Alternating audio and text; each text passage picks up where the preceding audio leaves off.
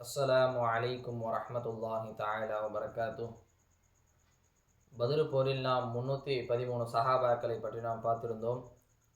அதிலும் 14 சஹாபாக்களை மேன்மைப்படுத்துகின்றான். அவர்கள் யார் யார் என்று பார்க்க போனால் நாம் சொல்லிக்கொண்டே போகலாம். முதலாவதாக ரிஃபா என்ற சஹாபி. அவர்கள் போரில் சமயத்தில் அவர்களுக்கு கண் கருவிழிகள் வெளியே வந்துவிட்டன. அவர்கள் அப்பொழுது ரசூலுல்லாஹி ஸல்லல்லாஹு அலைஹி வஸல்லம் அவர்களிடம் யா ரசூலுல்லாஹ், இந்த போரில் எனது கண் கருவிழி வெளியாகிவிட்டது என்று சொன்னவுடன் ரசூலுல்லாஹி ஸல்லல்லாஹு அலைஹி வஸல்லம் அவர்களுடைய எந்த இடத்தில் அந்த கண் அபாயம் வந்ததோ அந்த இடத்தில் அந்த கண்விழியை வைத்து அவர்களுக்கு இந்த கண்ணை சரி செய்தார்கள். ரசூலுல்லாஹி ஸல்லல்லாஹு அலைஹி வஸல்லம் அவர்களுக்கு மௌத்தாகும் வரை அந்த கண்களில் எந்த பிரச்சனையும் இல்லை. அடுத்தபடியாக இரண்டாவது சஹாபி பார்க்கும் என்று சொன்னால் உக்காமா ரதியல்லாஹு தஆலா அன்ஹு அவர்களுக்கு போர்வால் இந்த பத்ரு போர் இறை சமயத்தில் துண்டிக்கப்பட்டு ரசூலுல்லாஹி ஸல்லல்லாஹு அலைஹி வஸல்லம் அவர்கள் இடத்தில் யா ரசூலுல்லாஹ், என்னுடைய வாள் துண்டிக்கப்பட்டு விட்டது என்பதாக சொல்லும் பொழுது ரசூலுல்லாஹி ஸல்லல்லாஹு அலைஹி வஸல்லம் அவர்களுக்கு ஒரு குச்சியை கொடுத்தார்கள்.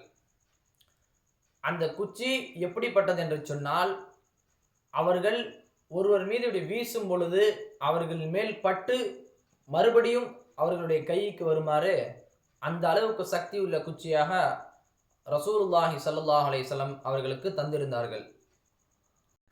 அந்த குச்சியை உக்காஷா ரலியல்லாஹு தஆலா அன்ஹு அவர்கள் அதை வைத்து போர் செய்தார்கள். அந்த தடி கிட்டத்தட்ட அபூபக்கர் சித்தீக் ரலியல்லாஹு தஆலா அவர்களுடைய ஆட்சி காலம் வரை இருந்ததாக வரலாற்று ஆசிரியர்கள் குறிப்பிட்டுள்ளார்கள். நாம் இந்த ரமலானுடைய காலத்தில் சந்திக்கக்கூடிய சிறிய சிறிய கஷ்டங்கள் எல்லாம் நம் மனம் தளர்ந்து விடுகின்றோம். நம்முடைய இடத்தில் ஈமான் இல்லை.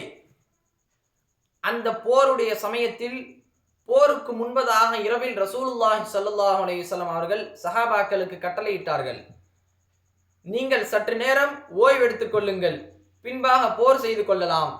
தூக்கம் என்பது ஒரு அமைப்புகளில் ஆகச் சிறந்த நியமத்துகளில் ஒன்றாக, அதன் காரணமாக நம்முடைய கஷ்டங்கள் கவலைகள் எல்லாம் போய்விடும் என்பதாக ரசூலுல்லாஹி ஸல்லல்லாஹு அலைஹி வஸல்லம் அவர்கள் குறிப்பிட்டுள்ளார்கள். நாம் இந்த ரமலான் மாதத்தில் இரவில் சிறிது நேரம் உறங்கிவிட்டு தஹஜ்ஜுடைய நேரத்தில் எழுந்து அல்லாஹ் தஆலாவிடம் நாம் துஆ செய்ய வேண்டும். நாம் அதிகமாக தொழுக வேண்டும். யா அல்லாஹ், இன்றிலிருந்து இந்த 17வது தராவியிலிருந்து நாங்கள் லைலத்துல் கத்ருடைய இரவை நாங்கள் அடையக்கூடிய பாக்கியத்தையும், நாங்கள் இன்னும் பல ஆண்டு ரமலான்களை அடையக்கூடிய பாக்கியத்தையும் எங்களுக்கு நீ தந்தருள் புரிவானாக. ஆமீன். வாஹிர் தஅவானா அனில் ஹம்துலில்லாஹி ரப்பில் ஆலமீன். அஸ்ஸலாமு அலைக்கும் வரஹ்மத்துல்லாஹி தஆலா வபரகாத்துஹ்.